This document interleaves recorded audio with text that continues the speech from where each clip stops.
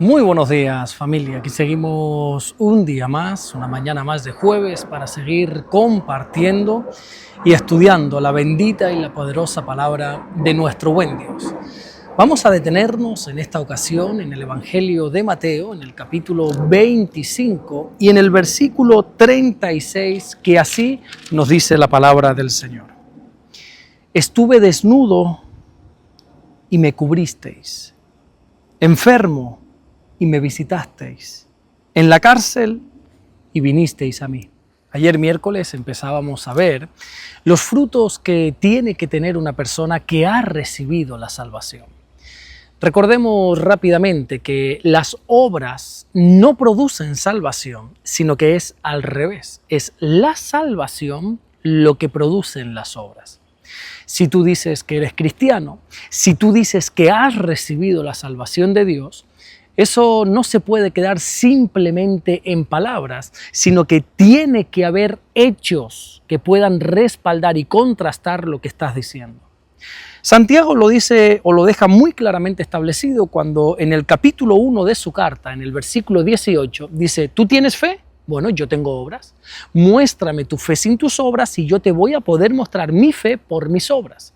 Es decir, la fe que has recibido se puede mostrar a través de las obras. ¿Y qué obras tiene una persona que ha recibido la salvación?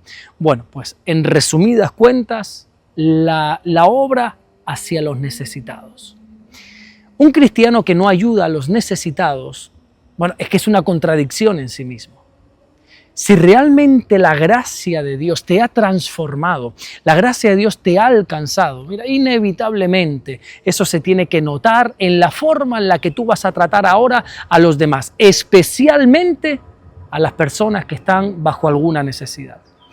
Lo que no puede ser es que digas que has recibido misericordia y que no tengas misericordia. Porque toda persona que ha sido rescatada por gracia manifiesta gracia. Y punto, aquí no hay más debate. Si nosotros hemos sido ayudados por Dios, ahora lo que nos toca a nosotros es ayudar a los demás. Jesús dice, en este versículo que estamos tratando, que nosotros tenemos que cubrir a los desnudos, tenemos que visitar a los enfermos y tenemos que llegar a los que están en la cárcel.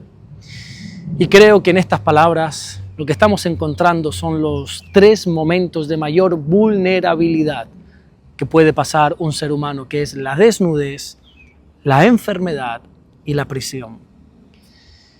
Cuando el Señor está mencionando aquí la desnudez, vamos al principio, lo que está hablando es de esas personas que carecen aún de lo más sencillo, de lo más básico. Carecen de lo necesario para vivir con dignidad. Por eso, cubrir a una persona desnuda significa restaurar esa dignidad.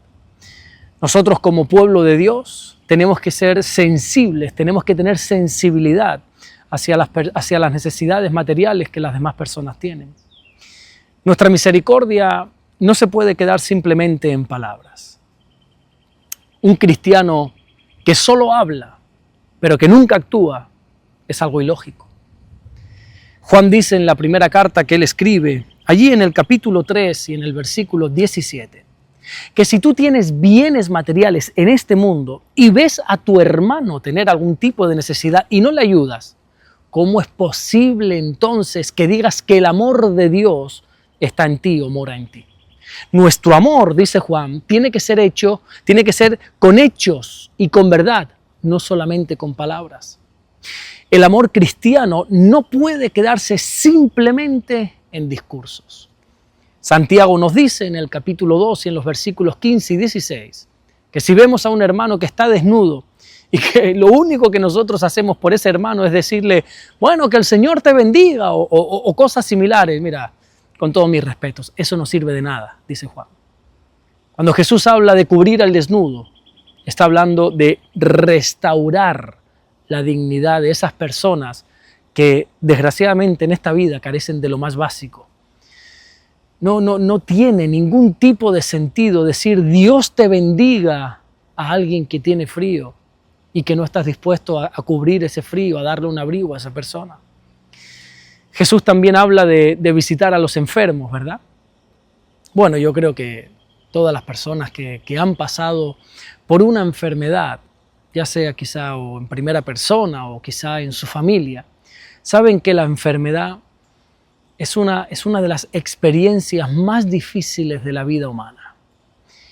Y no hablo solamente por el dolor físico, que eso ya es gravísimo. No hablo solo del dolor que produce la enfermedad, no, hablo de que muchas veces la propia enfermedad también trae consigo como compañera a la soledad, al miedo, a la incertidumbre. Por eso fíjate que Jesús aquí no dice que oremos por los enfermos, sino que los visitemos.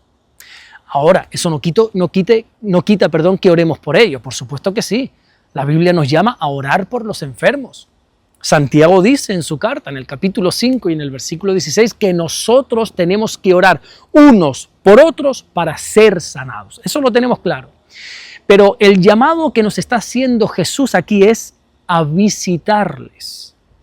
Es como dice Pablo en la carta que le escribe a los romanos, allí en el capítulo 12 y en el versículo 15, a llorar con la persona que está llorando. Lo cierto es que no siempre que oramos por sanidad en una persona, la persona es sanada, ¿verdad? Pero lo que siempre podemos y debemos hacer es estar ahí, es estar presentes. A veces una visita a un enfermo puede convertirse en un canal de gracia en la vida de ese alguien. La Biblia dice en Proverbios capítulo 18, versículo 14, que el ánimo del hombre soportará la enfermedad. Es decir, que lo mejor que puede tener un enfermo, ¿sabes qué es? Un buen ánimo.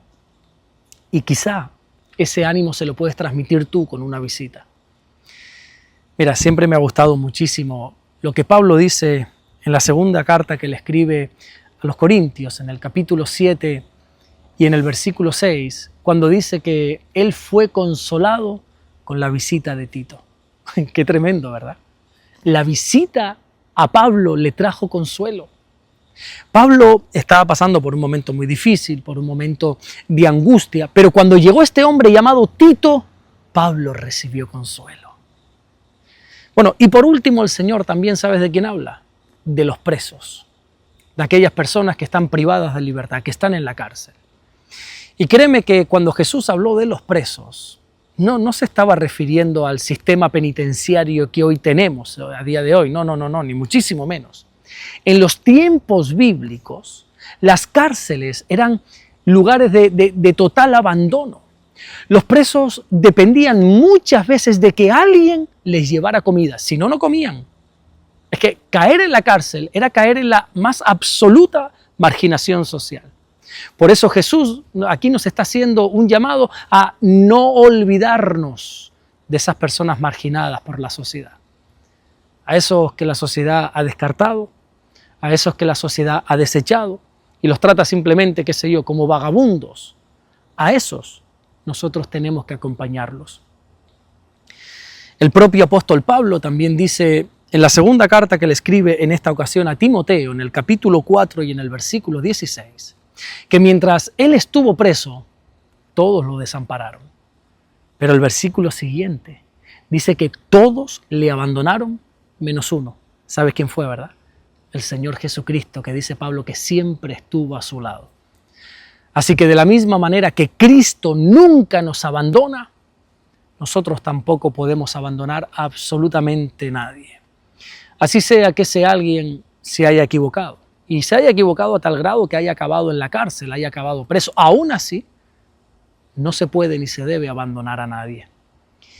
Claro, yo sé que aquí nos faltará la típica persona que diga que, oye, ¿cómo es posible que Jesús diga que nosotros tenemos que visitar o que estar con los presos cuando hay presos que no se han arrepentido por lo que han hecho, no se han arrepentido por sus crímenes?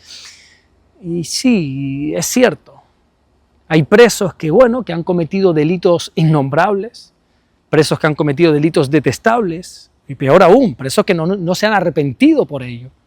Pero aún con todo eso, la Biblia nos llama en la carta a los Hebreos, en el capítulo 13 y en el versículo 3, a que tenemos que acordarnos de los presos como si nosotros estuviéramos presos juntamente con ellos. Esto no significa que nosotros tengamos que aceptar el pecado que quizá muchos han cometido. ni tampoco se trata de que tenemos que justificar lo que hicieron, no.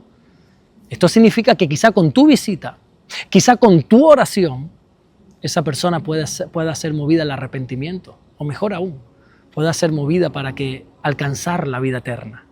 Porque no te olvides que si tú a día de hoy eres salvo o dices tener la salvación, tampoco te lo mereces. Quizá no has cometido los pecados que tú dices que esa gente que está en la cárcel sí ha cometido. Bueno, puede ser. Pero la Biblia dice que todos somos pecadores. Así dice la Biblia. Así que cuando cubres al desnudo, cuando visitas al enfermo o cuando te acercas al preso, lo que estamos haciendo, hermano mío, simplemente es manifestar, es reflejar el carácter de Jesús a través de nuestra vida, a través de nosotros. Amén. Vamos a orar en esta mañana y vamos a darle gracias a nuestro buen Dios. Señor, gracias te damos porque tú eres bueno. Gracias por guardarnos, por bendecirnos. Gracias por tu presencia. Gracias porque todo lo que tenemos, todo lo que somos, viene de ti. Tú has cubierto nuestras necesidades, tú nos has dado de comer, tú has sanado nuestras enfermedades, nuestras dolencias, y quizá cuando estábamos marginados y desechados por este mundo, fuiste tú quien nos diste la mano para levantarnos. Tú sacaste nuestra vida del hoyo, Señor. La levantaste, nos sacaste, nos rescataste de ese pozo. Gracias, mi buen Dios, por todo lo que estás haciendo y por lo que vas a hacer. Te amamos y te bendecimos, Señor, en el nombre bendito de Jesús. Amén y amén. Que Dios te bendiga. Nos vemos mañana viernes, Dios mediante, para seguir compartiendo la palabra del Señor. Recuerda compartir con toda tu gente, con todos tus contactos por las redes sociales estos devocionales, y recuerda también suscribirte al canal y darle me gusta a cada uno de estos vídeos para que así también el algoritmo de YouTube pueda promover más y llegar a más gente el mensaje de salvación. Nos vemos mañana, Dios mediante. Bendiciones.